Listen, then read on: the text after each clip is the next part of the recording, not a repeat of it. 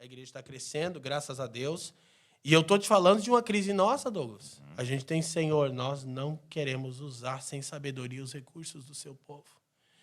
A gente entende que a vida agora transbordou. Uma outra coisa, né, que é um equívoco nosso, a gente pensa igreja, pensa estrutura. Mas no Novo Testamento, a vida demanda estrutura. Ou seja, eu tenho um filho de 11 anos, você tem o Davi de 10. A vida interior que tem no Davi e no Benjamim demanda a estrutura óssea deles, de 10 e 11 anos. Eu tenho 41 para 42 anos. A vida que tem em mim demanda essa estrutura óssea. Ou seja, a gente pensa em estrutura, estrutura, estrutura, mas não tem nem vida sendo cultivada aqui. Então, isso é uma igreja orgânica. Isso é igreja orgânica. A família dos que creem transbordou a estrutura agora. A vida da igreja transbordou. Para que ela cumpra melhor a sua vocação, ela precisa de uma estrutura que possa protegê-la melhor, né? A vida e desenvolver a vida. Não é um mimetismo e não é uma hipercontextualização, que é? Então, um terceiro problema que eu não vou desdobrar muito é o seguinte, é também essa tentativa de um cristianismo pós-igreja, né? Aí tem gente que vai dizer, é verdade, tem esse extremo retrógrado, mimetista, primitivista, e tem essa hipercontextualização profana, erótica, sensual, que dilui o evangelho para que a igreja fique cada vez mais palatável.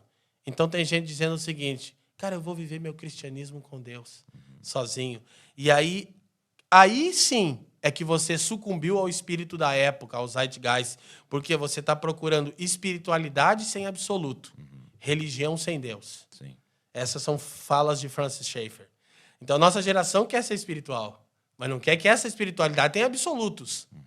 Nossa geração quer ser religiosa, mas não quer Deus. Então, aí, por que eu estou falando tudo isso? Um exemplo. A gente tem pensado muito em como a liturgia do culto ajuda a igreja a cumprir o papel do culto. O culto é uma peça de teatro que encena a obra da redenção, nos 4 movimentos de Deus: criação, queda, redenção, consumação. E a gente aprendeu com a liturgia da igreja, não fomos nós que inventamos isso, a gente aprendeu com a teologia reformada, a gente aprendeu com Calvino, a gente aprendeu com Van Hooser e Ser Limitada, e disse, uau, isso é maravilhoso, para que o culto seja pedagógico. Aí alguém pode dizer, mas o culto de vocês é muito quadrado, o culto de vocês é muito litúrgico, acho que pode ser mais espontâneo, acho que pode isso, acho que pode aquilo. Ok, também temos liberdade, mas a pergunta é, existe um princípio normativo para o culto? Porque aqueles que pensam que não, eu os desafio a responder. O que vocês diriam para Caim? O que vocês diriam para Nadab e Abiú, os filhos de Arão? O que vocês diriam para Uzá, que tentou segurar a arca? O que vocês diriam para Uzias, que foi oferecer incenso e ficou leproso? O que vocês diriam para Saul, que ofereceu o sacrifício e foi reprovado? E o que vocês diriam para Ananias e Safira no Novo Testamento? Se não há um padrão bíblico para cultuarmos a Deus em comunidade, como responder o juízo de Deus sobre esses personagens bíblicos? Sim. Qual é a coisa em comum entre eles? Eles pecaram contra aquilo que é central no culto a Deus. Então tem que pensar sobre isso. Então, a grande questão é a que você me levantou. Tá bom, Vieira. Então o que é? O que é? Não sei. E tá tudo bem. Agora, não é porque eu não vou ousar ser arrogante e dizer que eu tenho a eclesiologia que todo mundo deveria aceitar, vou lembrar os irmãos que porventura se esqueceram. Eu disse que jamais em outra época afirmaria que a nossa igreja local é uma coxa de retalho, Douglas. Sim. A gente pegou de tudo um pouco, de tudo aquilo que corrobora com o cristianismo bíblico. Olhando para toda a história da igreja, olhando para a história recente, recebendo influência positiva dos movimentos de oração, de adoração, mas pensando, peraí, mas vamos devagar, porque isso aqui não é o novo, isso aqui não está sendo inventado agora, alguém já pensou nisso. Então, por que eu não terminei o Feridos pela Igreja? É justamente... Agora eu vou dar o spoiler do livro, que nem está pronto, que nem existe. Eu penso que até o fim desse ano, permitindo o Senhor, ele saia. É porque todas as vezes que eu começo nas minhas inquietações, aqui eu só pontuei coisas superficiais sobre a eclesiologia, sobre reimaginarmos a igreja, eu penso o seguinte, cara, mas eu não quero sucumbir ao subjetivismo, que é um existencialismo de importa você amar a Deus, importa você amar a Deus, mas amar a Deus pressupõe atitudes práticas, concretas, não é tudo tão subjetivo. Importa amar uns aos outros? Importa, mas amar uns aos outros pressupõe atitudes práticas. Então vai gerar uma ortopraxia, não tem como. Toda crença gera uma prática.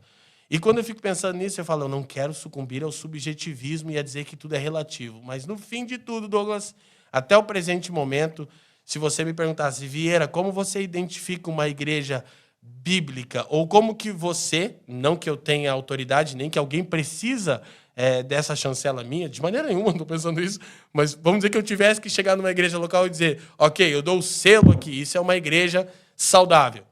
Lógico, eu ia olhar para um governo plural, para mim é uma questão essencial, eu ia olhar para aquilo que a eclesiologia diz de maneira bem básica. A igreja é doxológica? Ela é orientada exclusivamente para a glória de Deus? Segundo, a igreja é logocêntrica, centrada em Cristo, palavra encarnada, escritura e palavra inspirada? Terceiro, a igreja é pneumodinâmica, ou seja, ela é gerada, reunida e capacitada pelo Espírito Santo? O que mais você procura? Que haja em vós o mesmo sentimento que houve em Cristo Jesus. Então, pode parecer, Douglas, que a minha crise é porque eu gostaria que todo mundo abraçasse a teologia reformada, ou que todo mundo abraçasse o princípio regulador de culto de Calvino. Não, não é, nunca. Já passei essa fase, graças a Deus. A minha crise é não ver, em especial, nos pastores da nossa geração, o mesmo sentimento que havia em Cristo Jesus. Um sentimento de autoesvaziamento, de abraçar a fraqueza, de estimar o outro como superior a si mesmo. Sim. Eu muitas vezes fazia, intencionalmente, vou dizer aqui, né, stories recebendo gente em casa. Vou contar a verdade. Não é por acaso, Douglas. Eu estou provocando os pastores da minha geração e estou dizendo, pastor de verdade, que é um dos capítulos do meu novo livro, pastor e chão de fábrica. A casa está aberta para todos os irmãos a todo tempo, Douglas.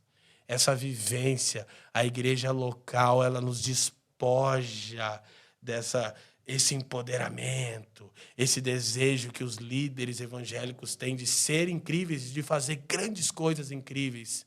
O que me fascina, Douglas, é encontrar em alguém o mesmo sentimento que havia em Cristo Jesus. Muito bom. Isso é o que me fascina. Meu amigo, tô mandando...